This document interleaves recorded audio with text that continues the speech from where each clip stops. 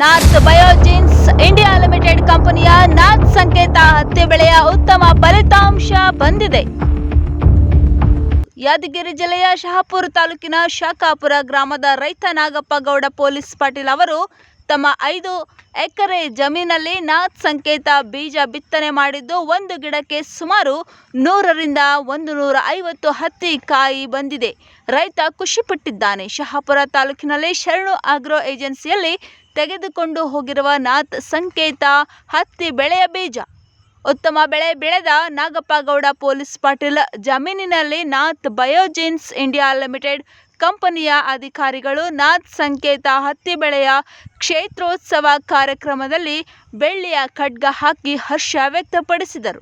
ಈ ಸಂದರ್ಭದಲ್ಲಿ ಗುರುನಾಥ್ ರೆಡ್ಡಿ ದರ್ಶನಾಪುರ ಬೀಜ ವಿತರಣೆ ಮಾಡಿದ ಶರಣು ಆಗ್ರೋ ಏಜೆನ್ಸಿ ಮಾಲೀಕರಾದ ಶ್ರೀ ಯಮನಪ್ಪ ಗೌಡ ಅರಳಹಳ್ಳಿ, ಕೃಷಿ ವ್ಯಾಪಾರ ವರ್ತಕರ ಸಂಘದ ಶಹಾಪುರ ತಾಲೂಕು ಅಧ್ಯಕ್ಷ ಅಶೋಕ್ ರೆಡ್ಡಿ, ಲಿಂಗದಹಳ್ಳಿ ಗೌಡಪ್ಪ ಗೌಡ, ಮಾಪ ಪಾಟೀಲ್, ನಾಥ್ ಬಯೋಜಿನ್ಸ್ ಅಧಿಕಾರಿಗಳಾದ ಶ್ರೀ ಕೋಟೆಪ್ಪ ಬಿ, ಕರ್ನಾಟಕ ವಲಯ ವ್ಯವಸ್ಥಾಪಕರು ಹುಬ್ಬಳ್ಳಿ, ಶ್ರೀ ಸಿದ್ದರಾಮಪ್ಪ ಪಾಟೀಲ್, ಸೇಲ್ಸ್ ಆಫೀಸರ್ ಶಹಾಪುರ ಹಾಗೂ ರೈತರು, ಸಿಬ್ಬಂದಿ ವರ್ಗದವರು ಉಪಸ್ಥಿತರಿದ್ದರು.